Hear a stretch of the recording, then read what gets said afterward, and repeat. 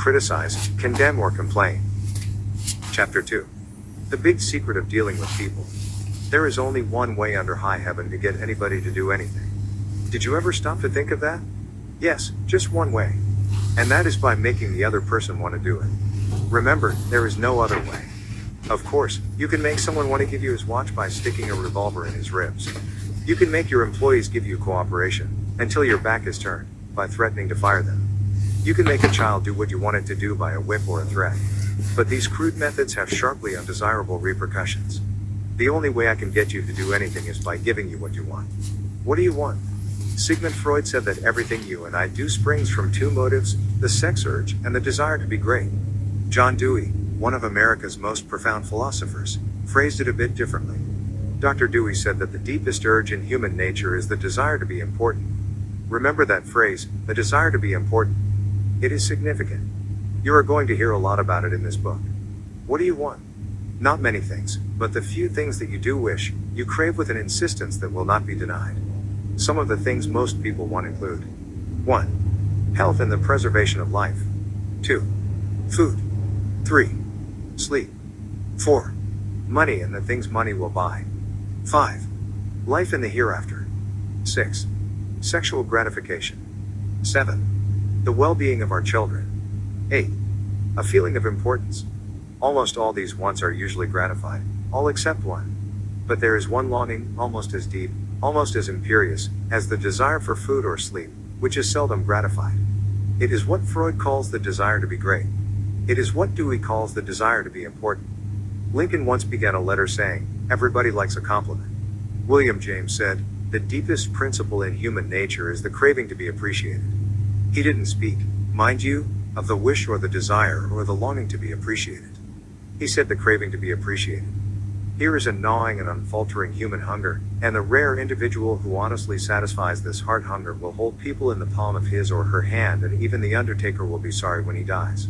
The desire for a feeling of importance is one of the chief distinguishing differences between mankind and the animals. To illustrate, when I was a farm boy out in Missouri, my father bred fine Duroc Jersey hogs and pedigreed white-faced cattle.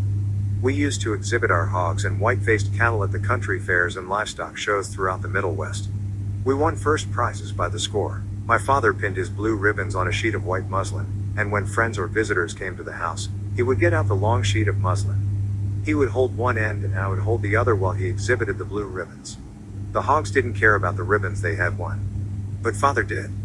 These prizes gave him a feeling of importance. If our ancestors hadn't had this flaming urge for a feeling of importance, civilization would have been impossible. Without it, we should have been just about like animals.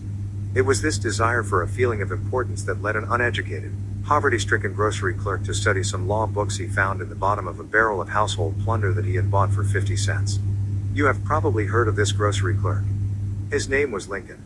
It was this desire for a feeling of importance that inspired Dickens to write his immortal novels. This desire inspired Sir Christopher Wren to design his symphonies in stone. This desire made Rockefeller amass millions that he never spent. And this same desire made the richest family in your town build a house far too large for its requirements. This desire makes you want to wear the latest styles, drive the latest cars, and talk about your brilliant children. It is this desire that lures many boys and girls into joining gangs and engaging in criminal activities.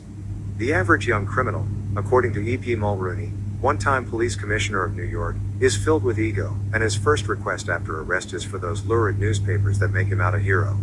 The disagreeable prospect of serving time seems remote so long as he can gloat over his likeness sharing space with pictures of sports figures, movie and TV stars and politicians. If you tell me how you get your feeling of importance, I'll tell you what you are. That determines your character. That is the most significant thing about you. For example, John D. Rockefeller got his feeling of importance by giving money to erect a modern hospital in Peking, China, to care for millions of poor people whom he had never seen and never would see. Dillinger, on the other hand, got his feeling of importance by being a bandit, a bank robber and killer. When the FBI agents were hunting him, he dashed into a farmhouse up in Minnesota and said, "I'm Dillinger." He was proud of the fact that he was public enemy number one. "I'm not going to hurt you, but I'm Dillinger," he said. Yes, the one significant difference between Dillinger and Rockefeller is how they got their feeling of importance. History sparkles with amusing examples of famous people struggling for a feeling of importance. Even George Washington wanted to be called His Mightiness, the President of the United States, and Columbus pleaded for the title Admiral of the Ocean and Viceroy of India. Catherine the Great refused to open letters that were not addressed to Her Imperial Majesty, and Mrs. Lincoln, in the White House, turned upon Mrs. Grant like a tigress and shouted, "How dare you be seated in my presence until I invite you?" Our millionaires helped finance Admiral Byrd's expedition to the Antarctic in 1928 with the understanding that ranges of icy mountains would be named after them, and Victor Hugo aspired to have nothing less than the city of Paris renamed in his honor. Even Shakespeare, mightiest of the mighty, tried to add luster to his name by procuring a coat of arms for his family. People sometimes became invalids in order to win sympathy and attention, and get a feeling of importance. For example, take Mrs. McKinley. She got a feeling of importance by forcing her husband, the President of the United States, to neglect important affairs of state while he reclined on the bed beside her for hours at a time, his arm about her, soothing her to sleep. She fed her gnawing desire for attention by insisting that he remain with her while she was having her teeth fixed, and once created a stormy scene when he had to leave her alone with the dentist while he kept an appointment with John Hay, his Secretary of State. The writer Mary Roberts Rinehart once told me of a bright, vigorous young woman who became an invalid in order to get a feeling of importance. One day, said Mrs. Rinehart, this woman had been obliged to face something, her age perhaps. The lonely years were stretching ahead and there was little left for her to anticipate. She took to her bed, and for 10 years her old mother traveled to the 3rd floor and back, carrying trays, nursing her. Then one day the old mother, weary with service, lay down and died. For some weeks, the invalid languished, then she got up, put on her clothing, and resumed living again. Some authorities declare that people may actually go insane in order to find, in the dreamland of insanity, the feeling of importance that has been denied them in the harsh world of reality. There are more patients suffering from mental diseases in the United States than from all other diseases combined. What is the cause of insanity? Nobody can answer such a sweeping question, but we know that certain diseases, such as syphilis, break down and destroy the brain cells and result in insanity. In fact, about 1/2 of all mental diseases can be attributed to such physical causes as brain lesions, alcohol, toxins, and injuries. But the other half, and this is the appalling part of the story, the other half of the people who go insane apparently have nothing organically wrong with their brain cells. In postmortem examinations, when their brain tissues are studied under the highest powered microscopes, these tissues are found to be apparently just as healthy as yours and mine. Why do these people go insane? I put that question to the head physician of one of our most important psychiatric hospitals. This doctor, who has received the highest honors and the most coveted awards for his knowledge of this subject, told me frankly that he didn't know why people went insane. Nobody knows for sure. But he did say that many people who go insane find in insanity a feeling of importance that they were unable to achieve in the world of reality. Then he told me this story. I have a patient right now whose marriage proved to be a tragedy. She wanted love, sexual gratification, children and social prestige, but life blasted all her hopes. Her husband didn't love her. He refused even to eat with her and forced her to serve his meals in his room upstairs. She had no children, no social standing. She went insane, and, in her imagination, she divorced her husband and resumed her maiden name. She now believes she has married into English aristocracy, and she insists on being called Lady Smith. And as for children, she imagines now that she has had a new child every night. Each time I call on her she says, "Doctor, I had a baby last night." Life once wrecked all her dream ships on the sharp rocks of reality, but in the sunny, fantasy isles of insanity, all her barkentines race into port with canvas billowing and winds winging through the masts. Tragic? Oh, I don't know. Her physician said to me, if I could stretch out my hand and restore her sanity, I wouldn't do it. She's much happier as she is. If some people are so hungry for a feeling of importance that they actually go insane to get it, imagine what miracle you and I can achieve by giving people honest appreciation this side of insanity. One of the first people in American business to be paid a salary of over $1 million a year, when there was no income tax and a person earning $50 a week was considered well off, was Charles Schwab. He had been picked by Andrew Carnegie to become the first president of the newly formed United States Steel Company in 1921, when Schwab was only 38 years old. Schwab later left U.S. Steel to take over the then troubled Bethlehem Steel Company, and he rebuilt it into one of the most profitable companies in America. Why did Andrew Carnegie pay $1 million a year, or more than $3,000 a day, to Charles Schwab? Why? Because Schwab was a genius? No. Because he knew more about the manufacture of steel than other people? Nonsense. Charles Schwab told me himself that he had many men working for him who knew more about the manufacture of steel than he did. Schwab says that he was paid this salary largely because of his ability to deal with people. I asked him how he did it. Here is his secret set down in his own words, words that ought to be cast in eternal bronze and hung in every home and school, every shop and office in the land, words that children ought to memorize instead of wasting their time memorizing the conjugation of Latin verbs or the amount of the annual rainfall in Brazil. Words that will all but transform your life and mine if we will only live them. I consider my ability to arouse enthusiasm among my people, said Schwab, the greatest asset I possess, and the way to develop the best that is in a person is by appreciation and encouragement. There is nothing else that so kills the ambitions of a person as criticisms from superiors. I never criticize anyone. I believe in giving a person incentive to work. So I am anxious to praise but loath to find fault. If I like anything, I am hearty in my approbation and lavish in my praise. That is what Schwab did. But what do average people do? The exact opposite. If they don't like a thing, they bawl out their subordinates. If they do like it, they say nothing. As the old couplet says, once I did bad and that I heard ever / twice I did good, but that I heard never. In my wide association in life, meeting with many and great people in various parts of the world, Schwab declared, I have yet to find the person, however great or exalted his station, who did not do better work and put forth greater effort under a spirit of approval than he would ever do under a spirit of criticism. That, he said, frankly, was one of the outstanding reasons for the phenomenal success of Andrew Carnegie. Carnegie praised his associates publicly as well as privately. Carnegie wanted to praise his assistants even on his tombstone. He wrote an epitaph for himself which read, Here lies one who knew how to get around him men who were cleverer than himself. Sincere appreciation was one of the secrets of the first John D. Rockefeller's success in handling men. For example, when one of his partners, Edward T. Bedford, lost $1 million for the firm by a bad buy in South America, John D. might have criticized, but he knew Bedford had done his best, and the incident was closed. So Rockefeller found something to praise. He congratulated Bedford because he had been able to save 60% of the money he had invested. That's splendid, said Rockefeller. We don't always do as well as that upstairs.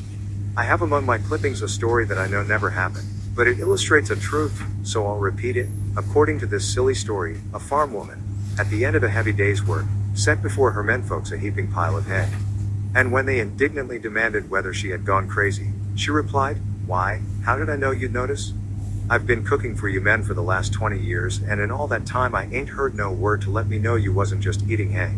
When a study was made a few years ago on runaway wives, what do you think was discovered to be the main reason wives ran away?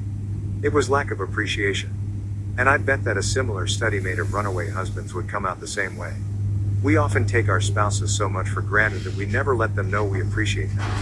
A member of one of our classes told of a request made by his wife. She and a group of other women in her church were involved in a self-improvement program. She asked her husband to help her by listing 6 things he believed she could do to help her become a better wife. He reported to the class, I was surprised by such a request.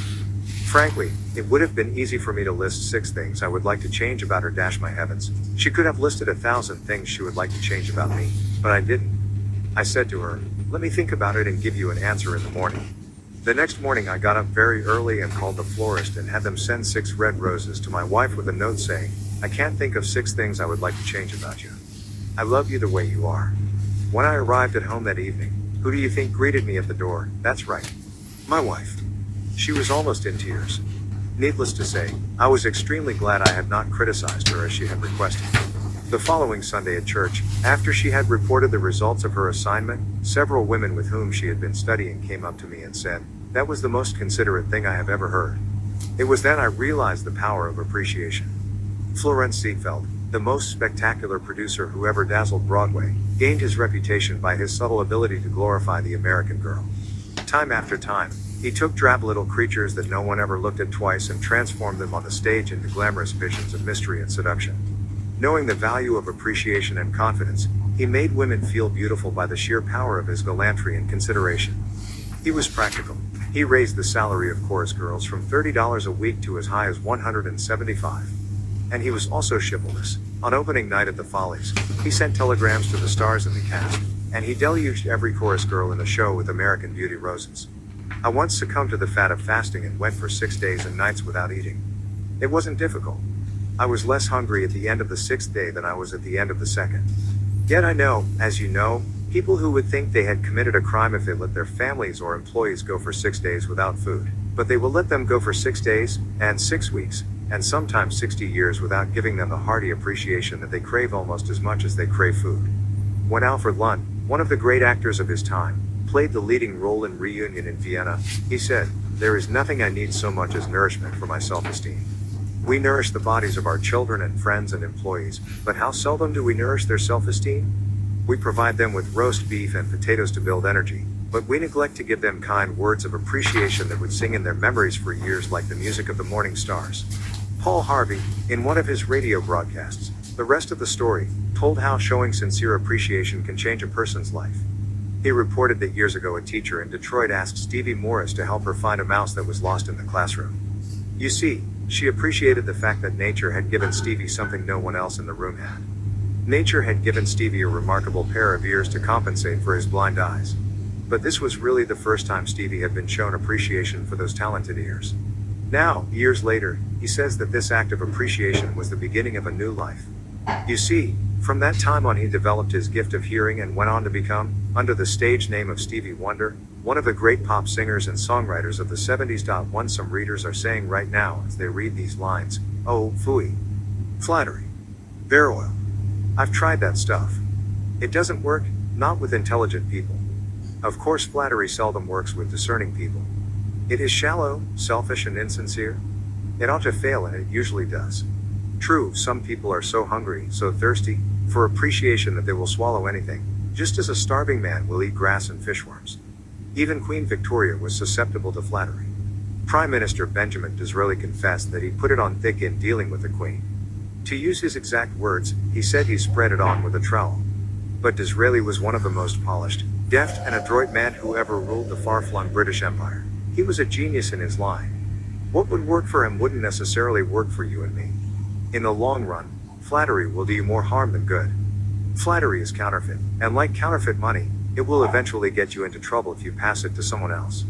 The difference between appreciation and flattery? That is simple. One is sincere and the other insincere. One comes from the heart out, the other from the teeth out. One is unselfish, the other selfish.